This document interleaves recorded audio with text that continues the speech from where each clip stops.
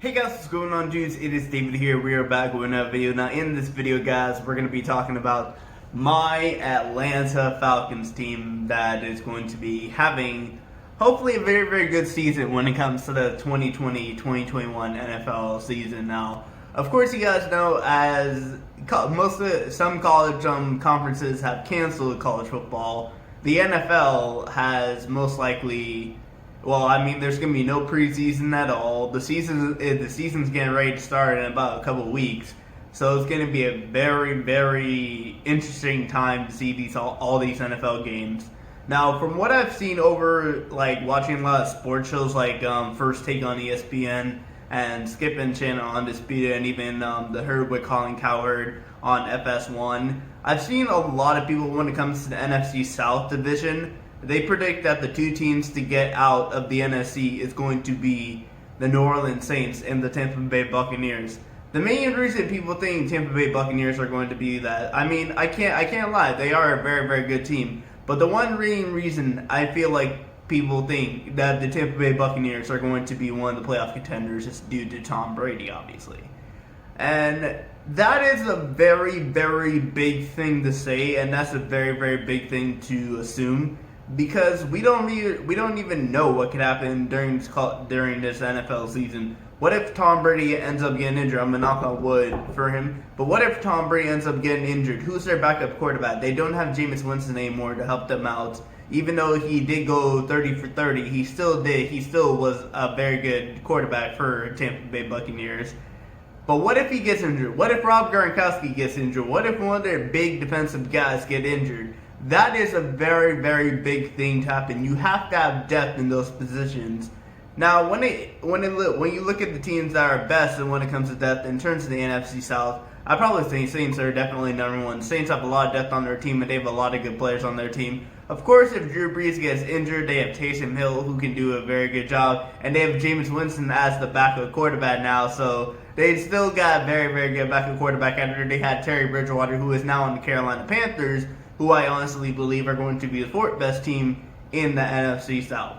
But the one team people think that may not get into the playoffs happens to be my team, the Atlanta Falcons. And I'm going to give you I'm going to probably give you at least 3 reasons why the Falcons are going to be the underdogs for the NFC South. Todd Gurley is number 1. Todd Gurley, I'd say probably about 2 years ago, was probably one of the best running backs in the NFL. But the one thing that was hurting him was injuries. Now, of course, we signed him this past offseason, and many people are saying if he doesn't get injured, he can have a very, very good 2020 NFL football season.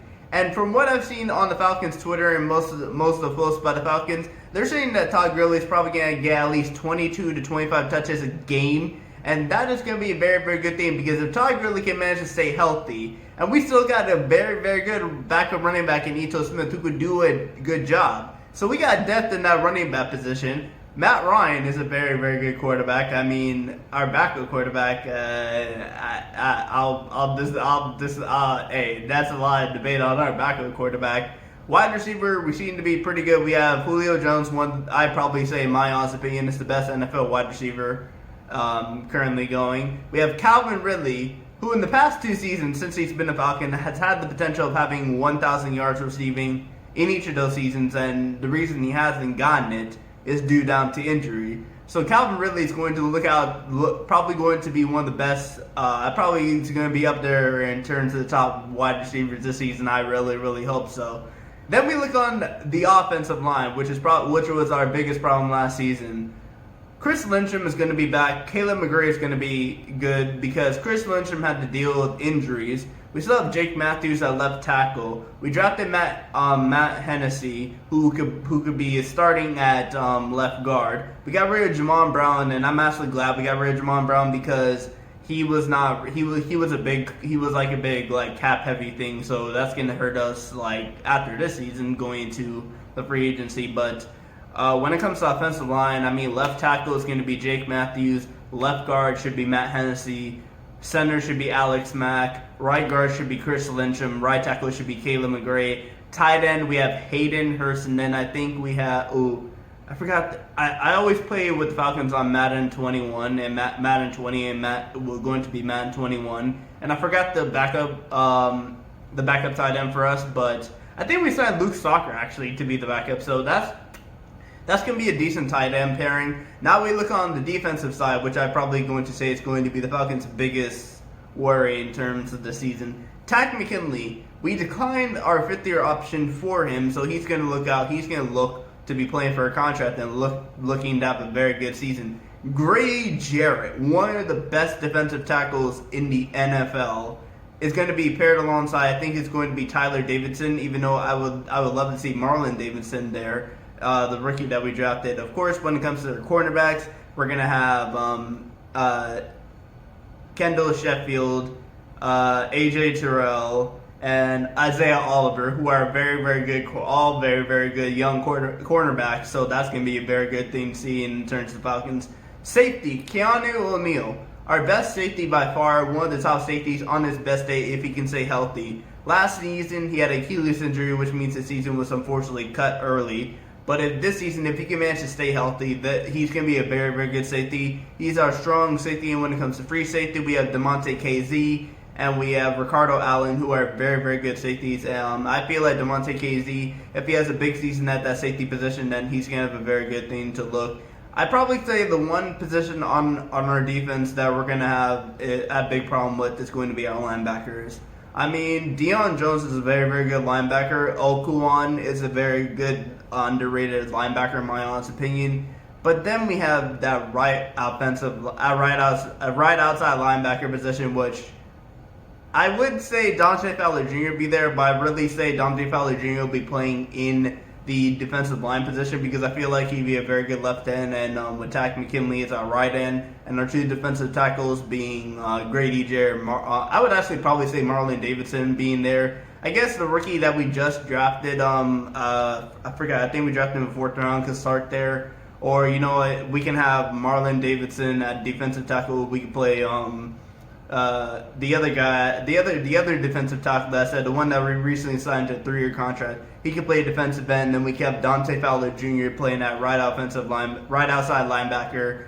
But now that I said that, and I look at that Falcons defense. That Falcons defense is going to be pretty good, and we do have some decent depth in those defensive positions.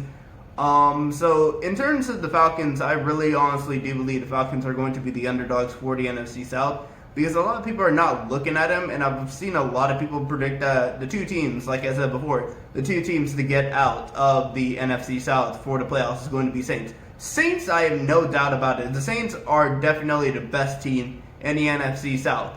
But the two teams I'd probably say are going to be fighting for that second spot in the NFC South. It's going to be Tampa Bay and the Atlanta Falcons. Carolina could throw a shocker in there. Carolina could surprise everyone and be right there, but I don't think it's going to be Carolina. I feel like it's going to be the Atlanta Falcons. It's going to be Tampa Bay.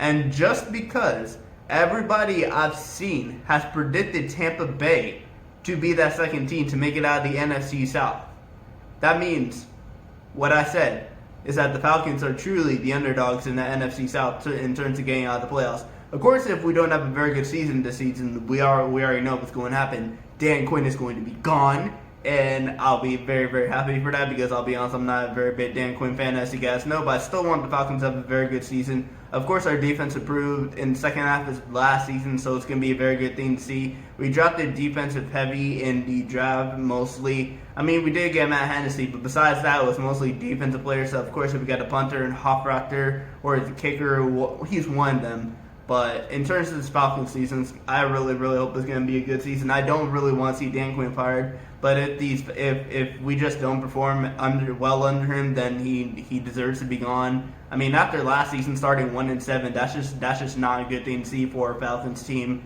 So yeah, like I said, hope the Falcons do very, very good in terms of this NFL season. Hope they surprise a lot of people by making it to the playoffs, and I hope they are actually that second team to make it out of the NFL playoffs. Now, if Tampa Bay actually does end up making it out of the playoffs, then fair play to them. But in my honest opinion, when it comes to who's the underdog in that division, it could you technically could say it's Carolina, but I feel like Carolina are getting ready to draft the quarterback next year. So if you really look at it, between the Saints, Buccaneers, Carolina Panthers, and Atlanta Falcons, the true underdog team to get into the playoffs from that division is going to be the Atlanta Falcons, and that's all I have to say about that. But anyway, guys, I want to thank you guys for watching this video. Please do smash the like button. But anyway, guys, I will see you guys all later. Peace.